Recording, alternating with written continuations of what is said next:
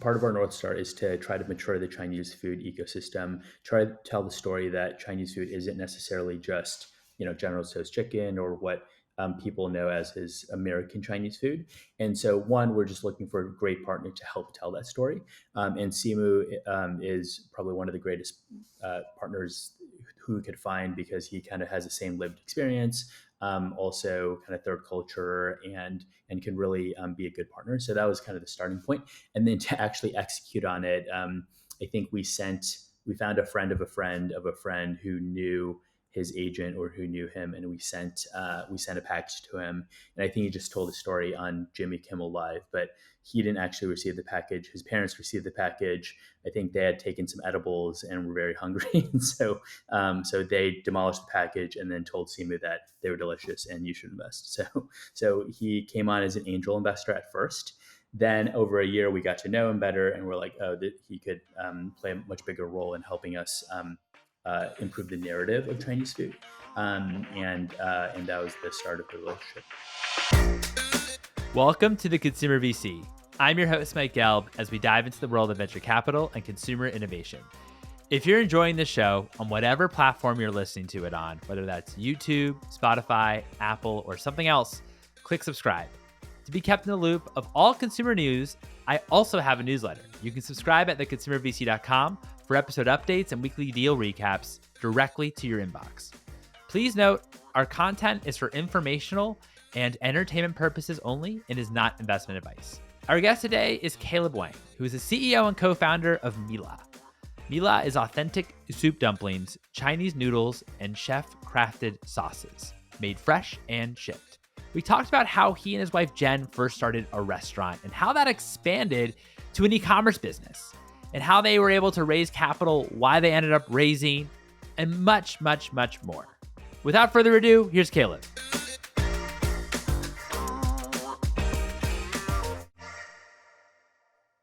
Caleb, thank you so much for joining me today. How are you? Doing well. Thanks, Mike, for having us. It's gonna be fun. Yeah, this is gonna be great. We're really excited to talk about your super interesting company, Mila. Want to start from the very beginning, I guess, with as regards to like soup dumplings. Can you give us a little bit about where the kind of role of soup dumplings is kind of in the Chinese culture, and maybe what like the equivalent food it would be on the maybe American side, or maybe like a different type of cuisine in on your end? Even in Chinese culture, it's a nostalgic food. It's pretty special because it's very intricate. And I would say the comp in the kind of any other cuisine is something that you really can't make at home, that's you appreciate the craft of. And so I think that's very different across different cuisines, but it's definitely like a special dish that is accessible in China, but it's just very special, and people appreciate the craft of. Is it typically a food that you found maybe like on the that's like on the street, or like more like kind of more on the like inexpensive side? Is it a bit more like upmarket? What's kind of like the kind of role of the soup dumpling in that? Yeah, it's kind of everywhere, and it's actually funny. One of my favorite places to eat soup dumplings in Shanghai, where it got started, is in the middle of like a really big kind of historic Shanghai park, and there's a restaurant in like an island of it. It's called it would translate to like Seven Crooked Bridges or something like that. And it's really interesting because the restaurant has three different tiers, all selling the exact same soup dumpling. The bottom tier is very cheap, but the wait is like 3 hours long. And then the second tier is like a little bit more accessible. It's like a standard restaurant. And the third tier, no wait, very expensive, but the exact same food, right? And so all the same, it's purely like a wait and like ambience time. So I think that speaks to how kind of broad the appeal is. So you could kind of find it anywhere, and it's very common in China, but it's also this premium thing as well. Yeah, no, that's really interesting. I'm a big soup dumpling fan. I really do love like the texture of it, and just Hmm. it's great. Can't even imagine trying to make one, to be honest with you. It just Hmm. sounds so freaking hard, and I've seen people do it and everything, but it's unbelievably challenging. So I guess you come from a finance background. Why did you and your wife Jen? Why did you both decide that you wanted to become soup dumpling entrepreneurs? Yeah, I think it was not a planned thing. It was something that we kind of stumbled upon. We had started a restaurant as a fun side thing, and then during COVID, we had saw really good demand online for soup dumplings shipped, and so we decided to start this new company that focused on D2C shipping for frozen soup dumplings. I would say personally, my dad. Had opened up a couple of Mrs. Field franchises when I was young. So I worked in the restaurant space when I was growing up and as a teenager. And so that was like one piece that drew me to it. The second piece is I'd grown up in Shanghai eating like a pan fried version of the soup dumpling, which is my favorite food. And so it kind of was a coalescence of had some really good skill sets that I learned in finance, but this is like a really good passion project that is very culturally relevant, and there was something super interesting about working and maturing the Chinese food industry in America. And so both me and Jen got drawn into it very serendipitously, and it's been a great journey over the past couple of years. So it first started off as a restaurant, and you had it going as a restaurant, and then COVID hits. Hmm. During COVID, then you decided to transition or realize that maybe there's a market here on the DDD on the DDC side or selling online. Can you talk a little bit about that kind of transition that you saw, and also too, like going from a restaurant restaurant model to an actual like CPG model when it comes to your dumplings? Yeah, totally. So for us, it was a little bit different. Had started the restaurant as one entity, and that was a fun kind of passion project that we had done with a couple friends. And then during COVID, what we saw is just so much demand on the e-commerce side. So we really decided to lean in, create a new entity, and go after the D2C market. And that grew for 2 to 3 years. And what we found really interesting was there was just not that much good. Authentic Chinese food that people could just get delivered. There's like sit down good dim sum restaurants in select cities, but it's just not accessible across all of the US. And so that's what the D2C market allows to unlock, which is just shipping really good frozen soup dumplings to anywhere's house. Obviously, as we think about a broader market, CPG allows us to make it even more accessible. So there's no like shipping costs. People don't have to buy $100 worth of dumplings. And so that's kind of the next leg that we're growing into starting this year. Was that challenging though on the CPG side? Because I'd imagine you're dealing with then frozen product on the soup dumpling side. Talk to me a little bit about like if there were kind of supply chain challenges when it came to actually when it came to because it sounds to me like it sounds pretty complex because you're dealing with like frozen food products. You're then shipping the frozen food products in like single parcels rather than if you're doing wholesale and you're actually have pallets of it. So you're actually selling a truckload, which actually then might offset you on the frozen side. If you can speak to a little bit on like on the supply chain side too, that'd be really helpful. Yeah, totally. So you're right. It's super complex, and we have a very temperature sensitive product. Think of it as ice cream. So if it's just dips below a certain temperature for an hour, then it kind of goes bad.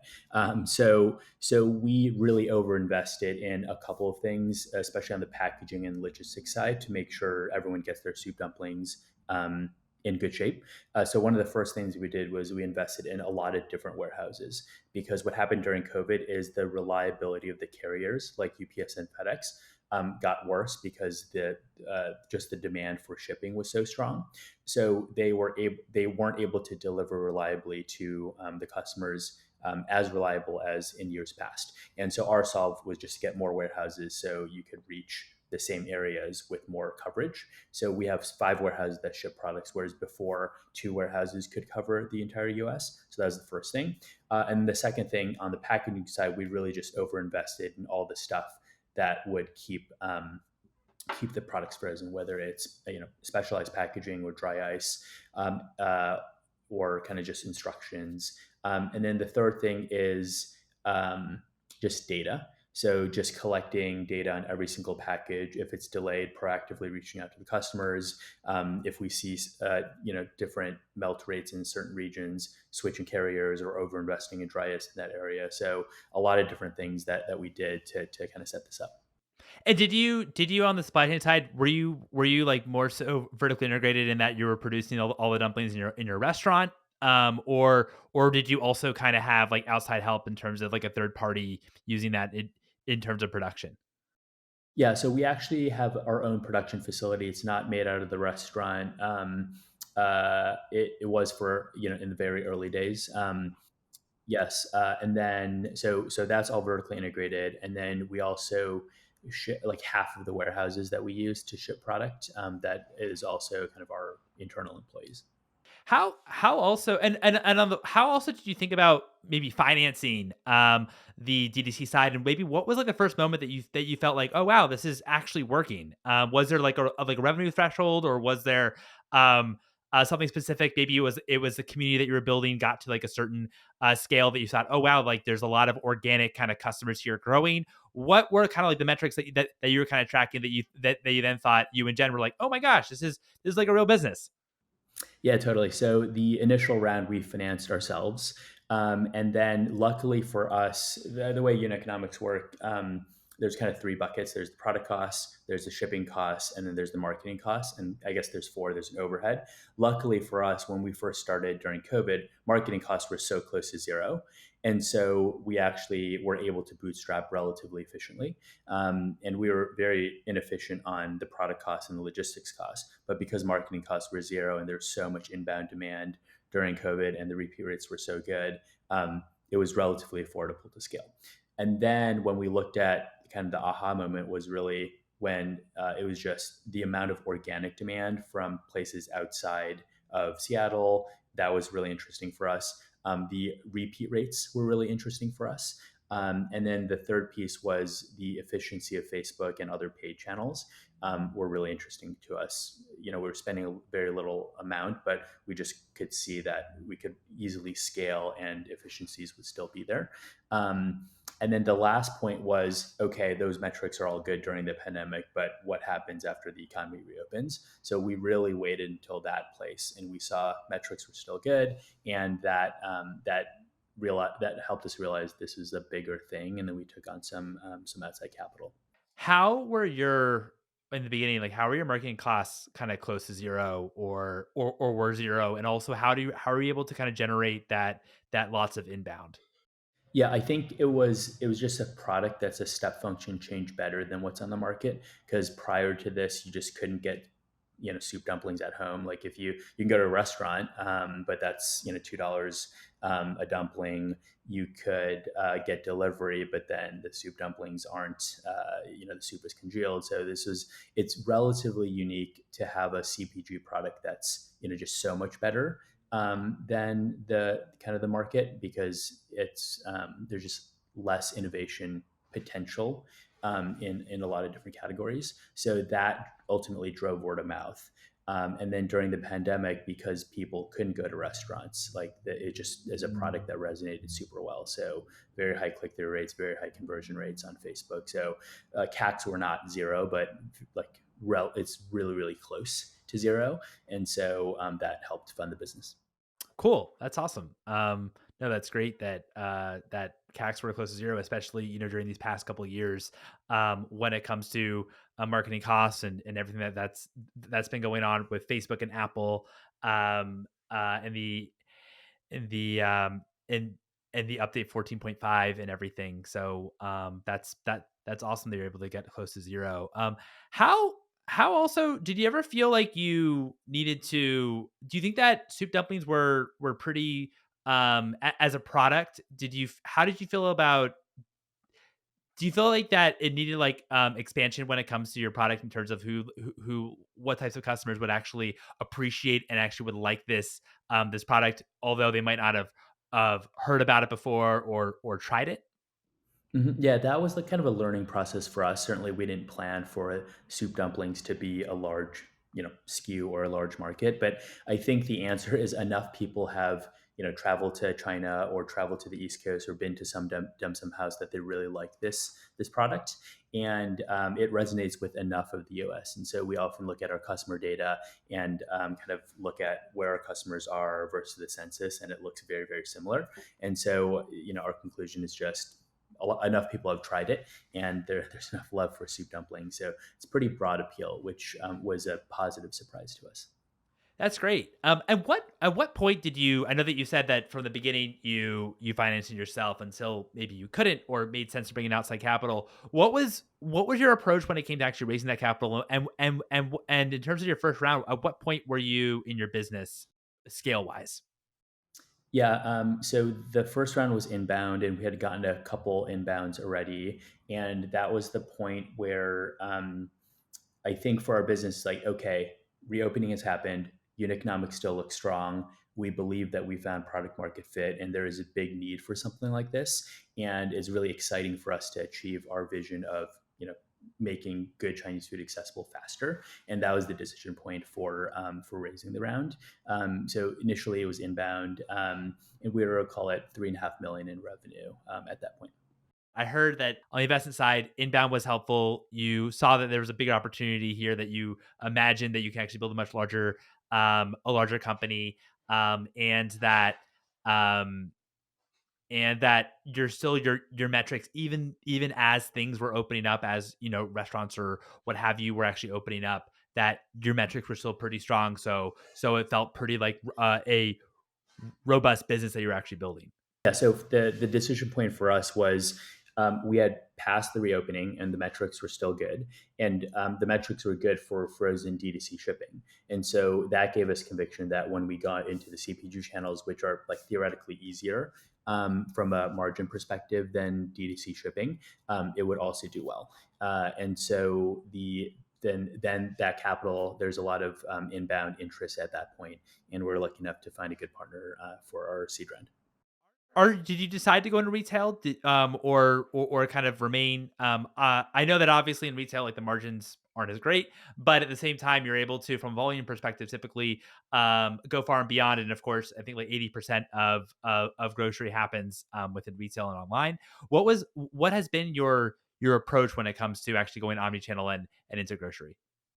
Yeah, totally. So yeah, our perspective is just meeting the consumer where it is, and our north star is really good Chinese food as accessible as possible. So as part of that, obviously, omni-channel is very important, retail is very important, and so we stay D2C exclusively until 2022, and then during 2023, effectively this year, we started getting into retail with the test and learn approach. Um, and just kind of seeing where it resonates, where it doesn't. And next year will be kind of the big scale year into retail. Got it. And what on the innovation side of the product, what do you think, why do you think that there wasn't that much innovation when it came to soup dumplings, making soup dumplings, taste delicious, that were traditionally frozen, found in like the frozen section of a grocery store, for example, versus what you all did? That's a very good question. We often kind of do a retro on for our next product. How do we make it as successful as soup dumplings? Not obvious, right? So I think the first thing I would say is like, what would be a standard approach for new product innovation? You probably look at spins data. You probably look at what sells in grocery today, and that's probably the category. And then you probably want to make a product that competes in that category. Well, right now there is no soup dumpling velocity in spins. Like it just like not a thing in Mula or Natural. And so it's probably just doesn't even register to like create soup dumplings as a category. That's like the first piece, right? It's just not that large of a market from the outside perspective. The second piece is to do it right and to make the flavor profile very authentic. I do think you need a vertically integrated team, like on the R&D side, who really understands the ingredients because the ingredients are so nuanced. To not have a to make no compromises on the integrity of the product. That's a pretty hard thing to do. And then also to have a production team in house who will follow the rigorous steps and the quality steps for making a good soup dumpling, because a lot of the steps are very manual. It's like if there's a hole in a dumpling, it's going to leak and that ruins the entire process. Whereas for regular pot stickers or dumplings, like that is not really a consideration. So there's a lot of care that goes into making a soup dumpling. And so it's just really complex to set that up. It's unclear if the size of the prize is big if you just look at current like revenue data. And so that's probably why no one has tried to do it yet. Got it. And why talk to me a little bit about, as well as you think about about Mila's kind of brand positioning, and as well as why did you rebrand from XCJ to Mila in the first place? Yeah, totally. So XCJ it stands for Street Food Avenue. And initially, the restaurant actually sells Bao, which is a pan fried soup dumpling that you see on the street. And that was kind of the scope of the restaurant idea, and that name made sense. But as we just grow Mila bigger, XCJ no longer fit, right? It's first off, soup dumplings, which is our hero product, is not really a street food. It kind of goes back to the question you were asking earlier. Separately, the goal is to get a lot more broad. So we already have soup dumplings, noodles, sauces, we have ice cream. And so Mila was a really interesting name for us because in Chinese, it means sweet and spicy. And it really talks about how we can do, we're participating in all of Chinese food, all the way from sweet to spicy. And also, it's a more memorable and easy to remember name for folks. And I think all those things kind of fit together. When do you think about category expansion, since you are in different categories, how do you think about the rollout of that? Because of course, getting into new categories requires more complexity, as well as it's already like quite a complex business with being frozen or have to be at a certain temperature from the shipping side, or else the product goes bad.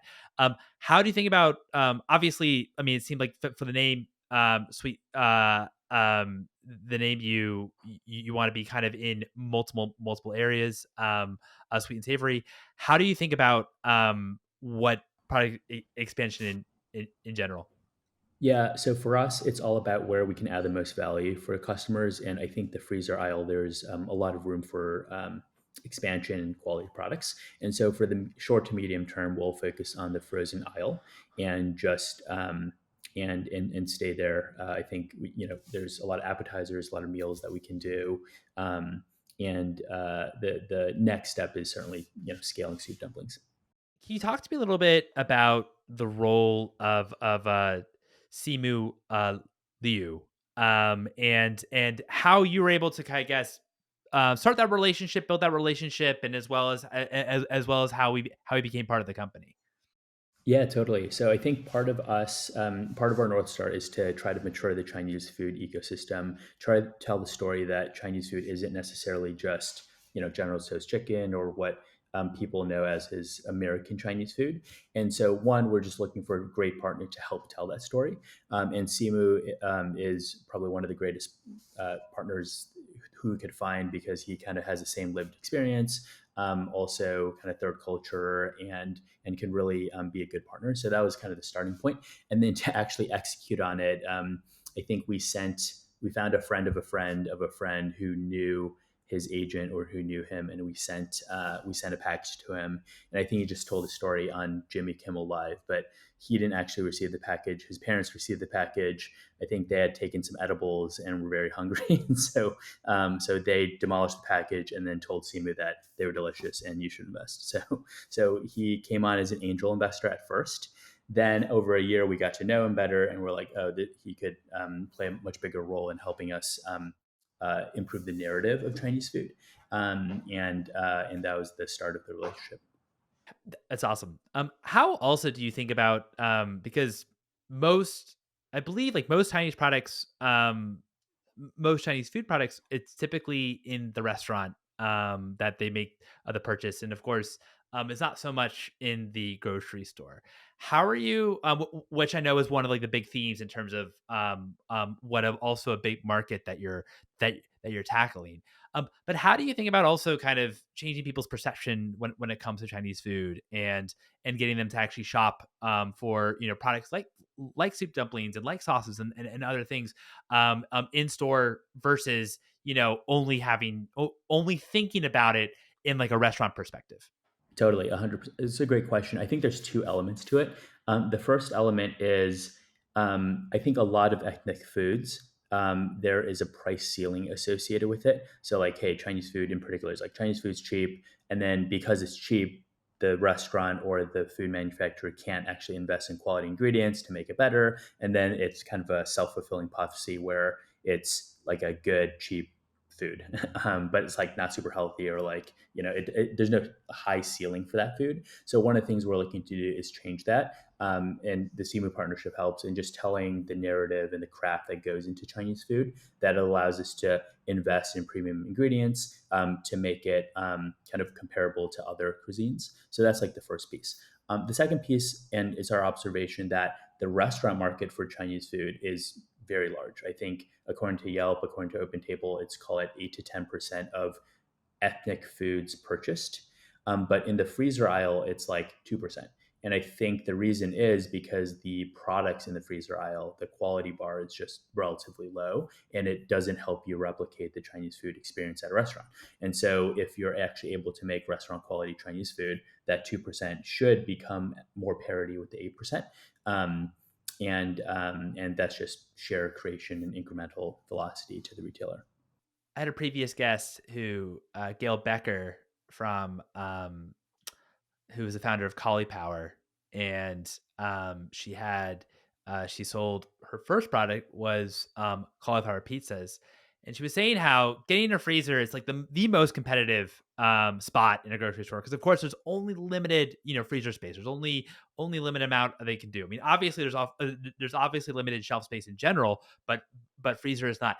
I know that you have like as you mentioned, like a big rollout kind of coming in here on like 2024, but how are we able to kind of get your brand within freezer, which is a very very kind of like competitive spot within a grocery store, especially in a category with that is very much overlooked, Chinese food. But to the retailers, are they also seeing that it's overlooked, or what are those like conversations have gone?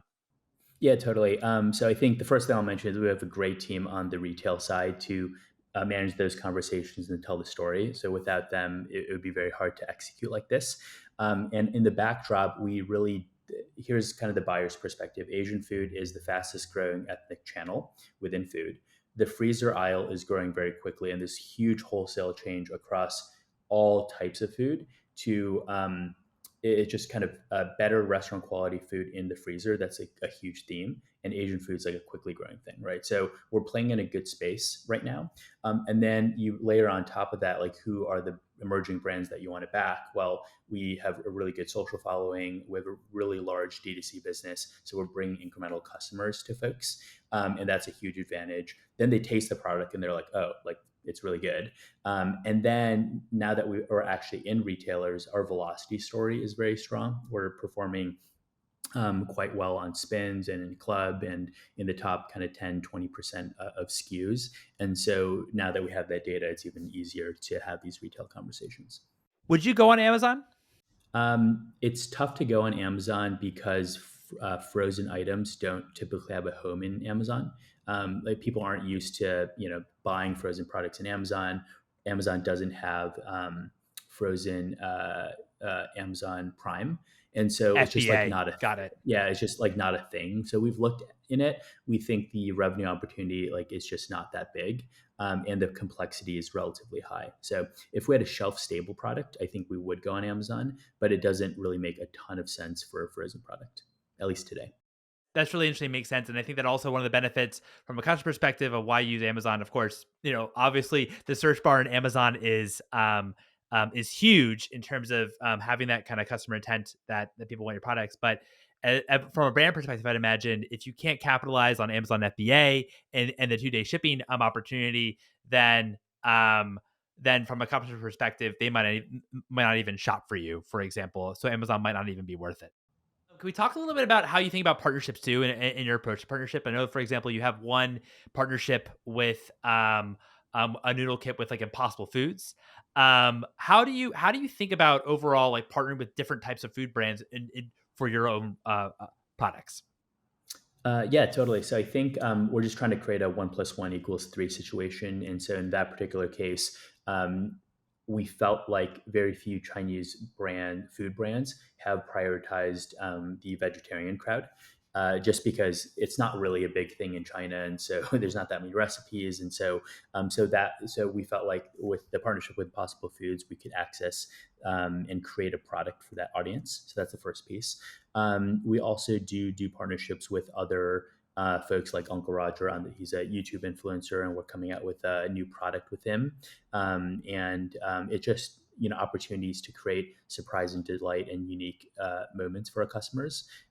So we're trying to get creative with a couple more partnerships as well. How also do you approach kind of community and the I know that you do a lot of content as well. What's the overall theme or approach when it comes to maybe your overall content strategy, as well as maybe like influencer partnerships or partnerships with creators? How do you and think about it? Yeah, so I think it's really with the North Star of educating folks on Chinese food. And so it can be a couple different pillars, right? The first pillar could be like how to content and really educating the customer on that. So we have like a really good series of like, can you steam soup dumplings with X? And it just there's like a 40-part series of that. And so eventually the end goal there is to make the steamer basket not a foreign object. Whereas maybe 10 years ago, like very few people in the US might have a steamer basket. And over time, with education and kind of selling a bunch on our site and educating that a vegetable steamer is the same as a bamboo steamer, like our hope is ultimately that's just a tool that becomes more well known in American kitchens. So that's like the first pillar.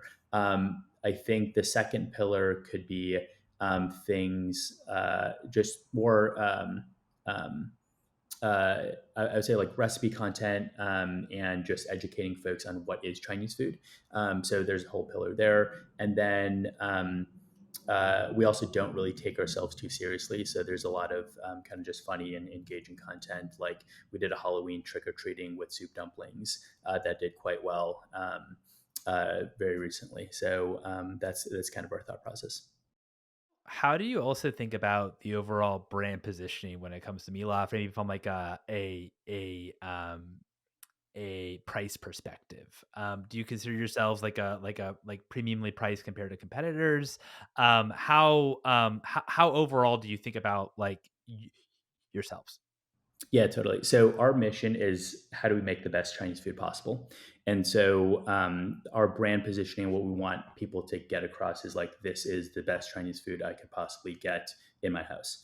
And these guys really care about quality. These guys really care about quality ingredients, doing business the right way, customer service. And as part of that, it's not cheap to make sure the quality is high. So we are premium priced, but not overly so. So we make a good margin, but we're investing the majority of the price into stuff that makes the product good. But we're not like that much more than the competitors on the retail side. We're probably one of the more premium products, but it's not like a 2x 3x type thing.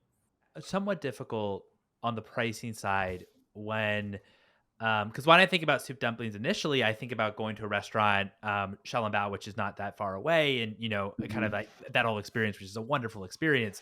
Um, from a price standpoint, do you also need to make sure that hey, like we're not priced too high, and that we're still cheaper than going out to a restaurant and kind of enjoying it, a fresh versus obviously you have the convenience of doing it at home, but it's it is ultimately still like a packaged frozen food.